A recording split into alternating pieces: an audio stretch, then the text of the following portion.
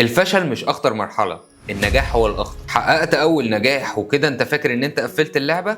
انت كده وقعت في الفخ. طب تعالى لي بقى يا عم الناجح، عمرك سمعت عن دانينج كروجر افكت؟ ده جراف بكل بساطة بيقولك ان انت اول لحظة نجاح في حياتك او في البيزنس بتاعك لو انت ما استغلتوش صح كده كده هتقع. اصل اول حاجة ساعتها هتعتمدها في حياتك if it's not broke don't fix it، فهتبطل تجرب وبالتالي السوق عمال يتغير وانت ثابت مكان. تاني حاجة، عايز تكبر البيزنس وعمال تعين في موظفين وتجيب في مقرات وتصرف كتير وفي الاخر مفيش نظام اصلا، ما انت مش حاطط اساس. تالت حاجة، نشوة النجاح هتخليك تحس ان مفيش زيك، بس الارقام بتقول غير كده. فاكر ان اللي وصلك للنقطة دي ممكن يوصلك لاي حتة تانية، بس ده مش شرط. اول نجاح اختبار نضج، يا تبني عليه بعد كده يا تعتبره انجازك الاخير. المشاريع اللي بتستمر مش اللي نجحت مره، المشاريع اللي بتستمر بجد هي اللي طورت نفسها بعد اول نجاح. وافتكر يا صديقي، لو اول نجاح خلاك ترتاح اعرف ان انت كده في بدايه النزول.